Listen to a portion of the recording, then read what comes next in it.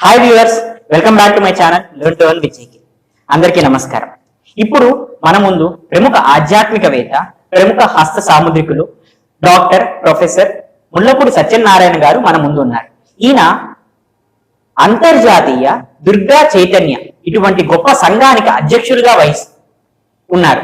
అలానే ఎన్నో పథకాలు, ఎన్నో బిరుదులు సాధించిన మన వికటకవి ముల్లపూడి సత్యనారాయణ గారు మన స్టూడియోకి విచ్చేయడం మనకి చాలా అదృష్టం.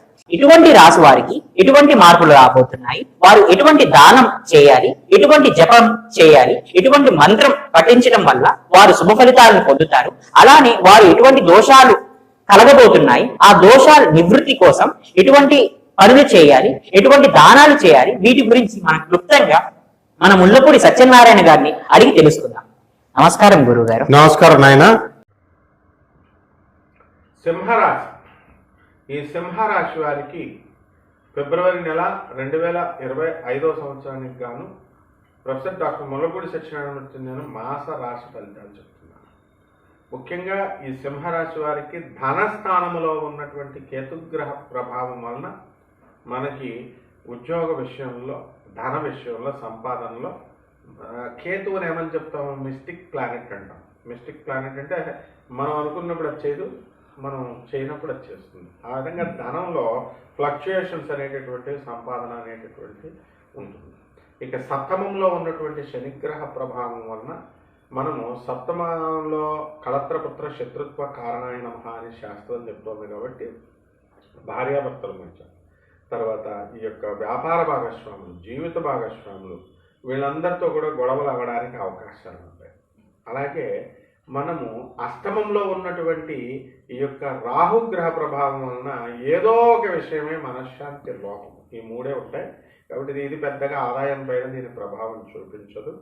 కాబట్టి సింహరాశి వారికి రాజ్యస్థితిగతుడైనటువంటి గురుగ్రహ ప్రభావం వలన ఉద్యోగంలో స్థిరత్వము, ప్రమోషను, ఇవన్నీ కూడా అంటే లాస్ట్ నవంబర్, డిసెంబర్ నెలల్లో ఈ యొక్క సింహరాశి వారందరికీ కూడా ఉద్యోగం అనే విషయంలో ఒక ప్రమాదం అనేటటువంటిది జరిగింది. ఏ విధంగా అంటే, ఉదాహరణకి మీకు అమెరికాలో వైస్ ప్రెసిడెంట్గా చేస్తున్నటువంటి వాళ్ళు, మంచి బ్యాంక్స్లో VP ర్యాంక్లో ఉన్నటువంటి వాళ్ళు కేవలము రియల్ ఎస్టేట్, అక్కడ అమెరికాలో ఇల్లు కొనుక్కుంటే మనం రియల్ ఎస్టేట్ ఆ బిల్డింగ్ మీద వచ్చే కమిషన్ వస్తుందన్న ఉద్దేశంతో వాళ్ళ అమెరికాలో వాళ్ళ ఇల్లు కొనుక్కున్నప్పుడు వాళ్ళ ఏజెంట్ల కింద ఉండొచ్చు. అది ఉన్నప్పుడు మామూలుగా గూగుల్ చేస్తే వస్తుంది కదా, ఇదిగో ఇది మాకు చెప్పకుండా జాబ్కి రిపోర్ట్ ఇవ్వాలి. వాళ్ళు ఎప్పటికప్పుడు జాబ్ చేస్తున్న వాళ్ళకి తెలియచేయాలి, డిక్లరేషన్ ఇవ్వాలి. కేవలం డిక్లరేషన్ ఇవ్వకపోవడం వల్ల బాబాయ్ మా ఉద్యోగం పోతుందేమో అనేటటువంటి టెన్షన్తో చాలామంది సింహరాశి వాళ్ళు ఉన్నారు. అయితే ఎట్టి పరిస్థితుల్లో కూడా అమ్మ పోదమ్మా, జస్ట్ టెన్షన్, ఒకవేళ పోయినా కూడా మనకి మళ్ళీ కొత్త జాబ్ వస్తుంది, మార్పు అనేది రాజ్యస్థితిగతుడైనటువంటి గురుగ్రహము. మనం నమ్ముకున్న, మనం ఒక కంపెనీలో మనం ఉన్నప్పుడు దాన్ని మానమంటే ఒక కారణం లేకుండా మానం. కాబట్టి కానీ ప్రమోషన్ మనకు రావాలంటే వాళ్ళ ఏదో ఒక కారణం వల్ల మానేస్తే ఆ తర్వాత మనకు ఉద్యోగం వేరే రోట్లో వస్తుంది, మంచిది వస్తుంది దానికంటే కూడా. ఆ విధంగా రాజ్యస్థితిగతుడైనటువంటి గురుగ్రహం వల్ల ఆ ఉద్యోగంలో ప్రమోషను, ఉద్యోగం లేనటువంటి వాళ్ళకి ఉద్యోగం దొరకడము, అలాగే ఉద్యోగంలో మనశ్శాంతి కలగడము, ఆదాయాలు పెరగడము, ఇవన్నీ కూడా సూచిస్తుంది. కాకపోతే ఈ అష్టమ రాహుగ్రహ ప్రభావం వలన ఎవరో ఒకరి గురించి కాస్త మనసు అనేటటువంటిది డిప్రెషన్కి వెళ్ళడానికి అవకాశం ఉంటుంది.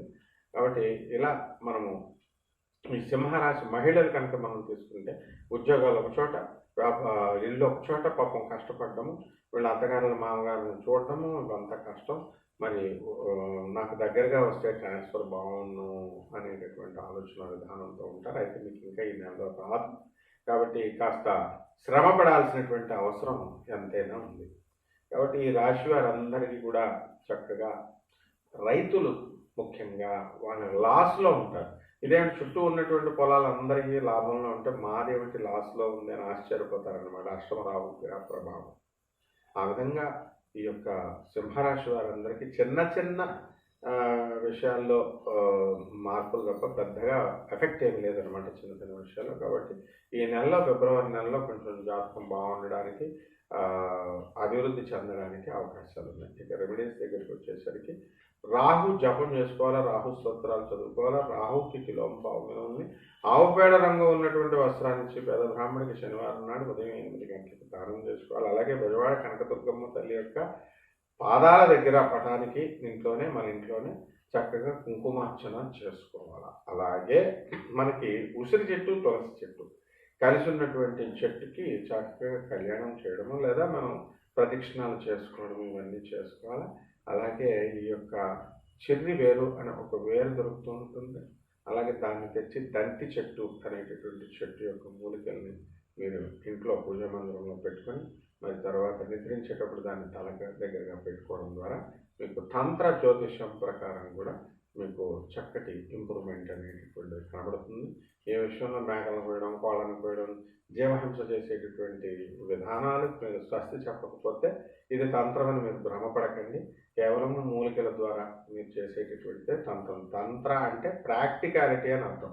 ఇప్పుడు సినిమాల్లో చూపించే తంత్రాల్లాగా మీరు అది అనుకుంటే మీరు పప్పులో కాలేసినట్లే. జాగ్రత్తగా ఈ చిన్న విధానాలు, ₹1 కూడా ఖర్చు అవ్వకుండా చేసుకునేటటువంటి రెమెడీస్ వల్ల మీకు చక్కటి అభివృద్ధి కనబడుతుంది. శుభమస్తు.